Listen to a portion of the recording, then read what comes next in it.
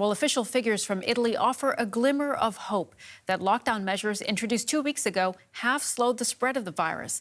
The registered death toll has dropped for a second consecutive day, as has the number of new confirmed infections. The crisis has pushed northern Italy's health system to the breaking point, with critical care units filled to capacity. Unions in the worst affected region, Lombardy, are demanding even tougher shutdown measures to protect health workers. Many factories are still operating in the region, though the government says they are essential for the economy. And for more on the story, we can speak to Pierpaolo Sileri in Rome. He is the Deputy Health Minister in the Italian government. Mr. Sileri, thank you for joining us here on DW. I want to ask you about this report that Italy has now seen a drop in daily deaths and infections for the second day in a row. Do you think that the worst could be over?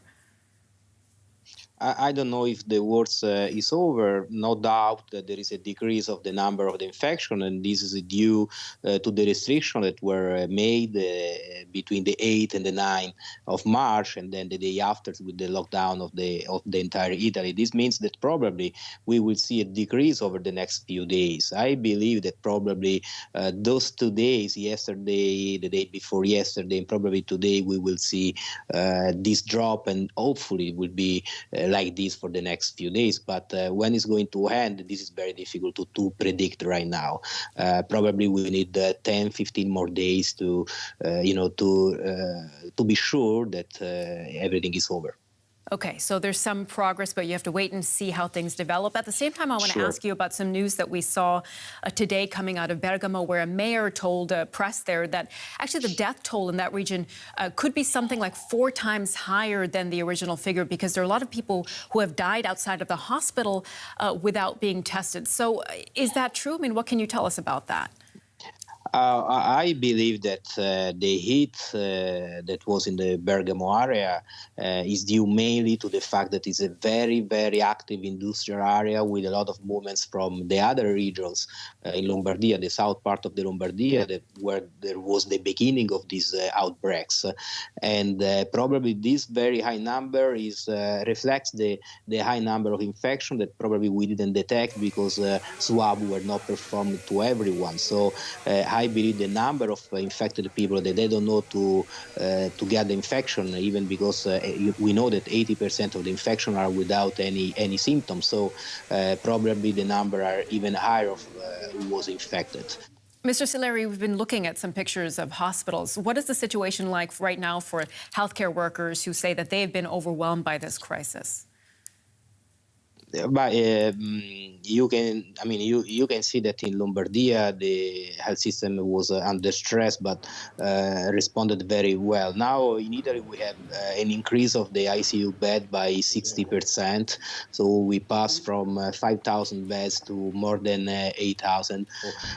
We are giving personnel and technology to fight this war against the coronavirus. Mr. Sileri, what is your advice to other countries, also here in Europe, from your experience there in Italy? 2 things should be done. The first is the lockdown. I mean, you need to avoid people to go around. So you need to close whatever you can close, basically, because if you stay at home, there is no possibility to pass the virus to somebody else. And the other thing is increase, obviously, the number of beds for ICU and infectious disease ward and lung disease ward. Increase the number of doctors and increase the ICU beds. I believe is the most important thing. The other thing is I believe that people who have symptoms, they should be admitted in the hospital if they are severe or less severe. But even if they have small symptoms, they should be controlled in the territory, with doctors, because this is a very bad disease. Because you are okay for a few days, you got just fever and then some cough, and then suddenly you may have lung disease with pneumonia. You may die in a few hours. Okay, Pierpaolo Sileri, the Deputy Health Minister in the Italian government. Thank you so much for joining us here on DW. Thank you. Thank you. Now, in Spain, the government is expected to extend the state of emergency by 2 weeks. The number of new coronavirus cases jumped by some 6,600 overnight, with more than 500 reported to have died. Pictures taken at a hospital in Madrid show patients lying unattended in a hallway. The Spanish capital has been particularly affected with nearly 10,000 cases. An ice rink inside a shopping mall in Madrid has been turned into a makeshift morgue. And soldiers helping to fight the virus have made shocking discoveries in nursing homes where elderly residents have been found abandoned, some dead in their beds. Prosecutors have launched an investigation. And let's go to DW reporter Jan-Philipp Scholz. He's standing by in Seville. Hi, Jan-Philipp. This is a grim discovery at these nursing homes. What more can you tell us about the situation? The Spanish defense minister said that soldiers were disinfecting residencies when they witnessed those traumatizing scenes. People suffocating, people abandoned, people even dead in their own beds. Prosecutors have already started an investigation now.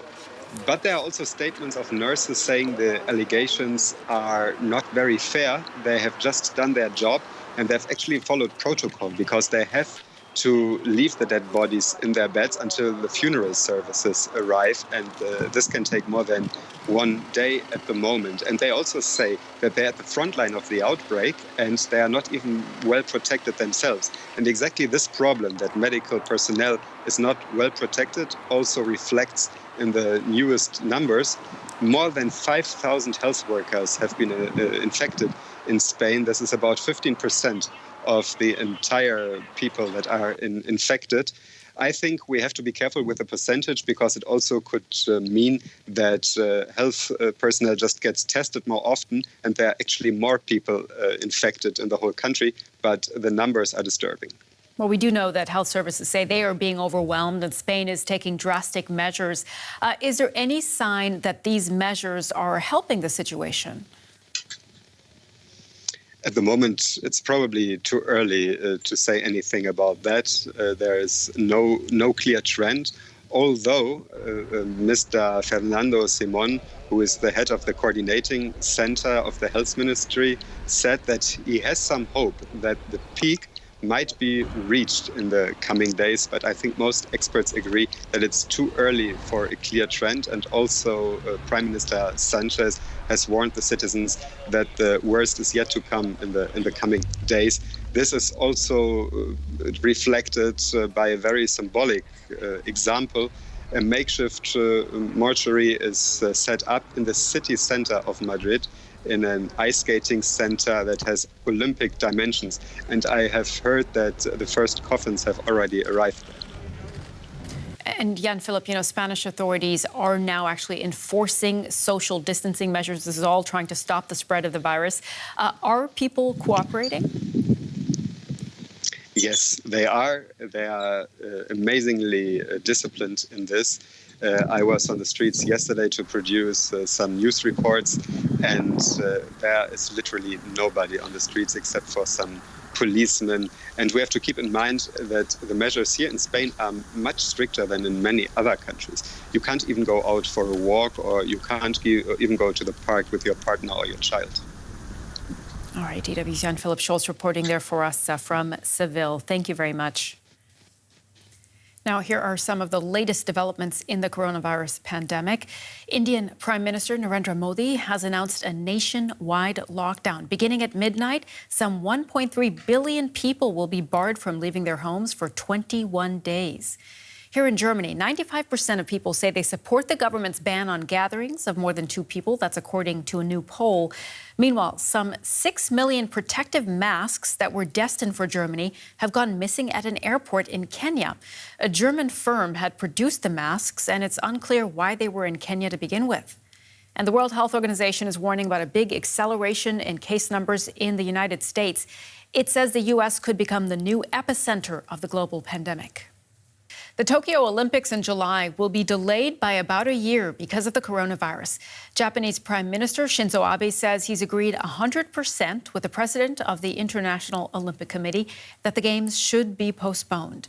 The decision follows months of debate and pressure from athletes across the globe.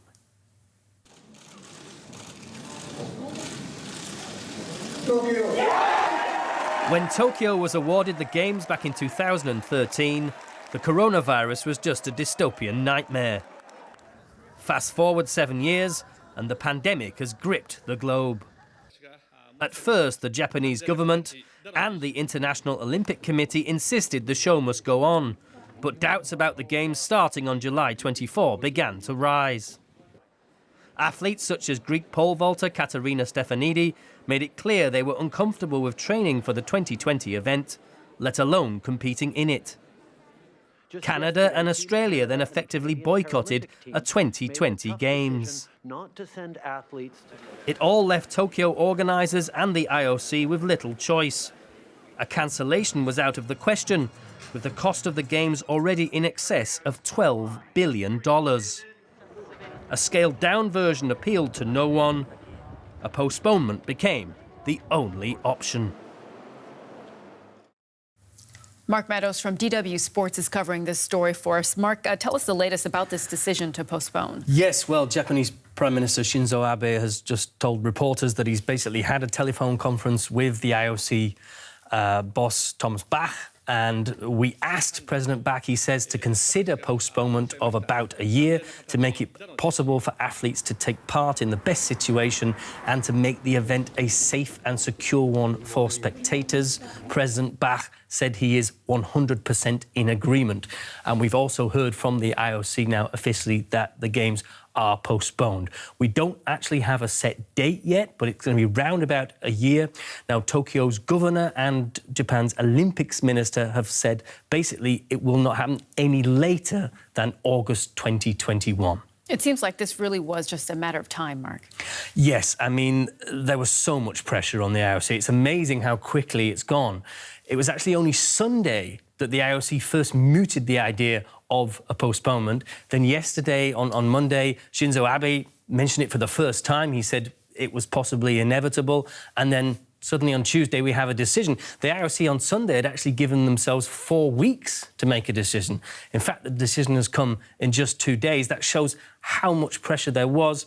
You had Canada saying they're not going to send a team. You had Australia saying something similar, and many other nations as well. There was just no way in the current situation the Olympics could happen in 2020. Despite that, it's definitely a disappointment for Japan, for all the athletes who are hoping to take part. So we're looking at about a year from now. Can these Games still be a success? I mean, if any country can pull it off, Japan can. I mean, it will be so organised. They had all their venues ready months and months before. It's not always been the case in previous Olympics. So they can. They've got obviously all the volunteers ready. I'm sure they'd be willing to come back in 2021 instead. But the big question mark is if this pandemic continues at the pace it's been going at, if we're in this situation still in December, then they might be thinking, well, hang on, maybe July and August next year is too early. So there's a lot of question marks, but maybe in the coming days we will actually get a specific timeline for when these Games are going to take place.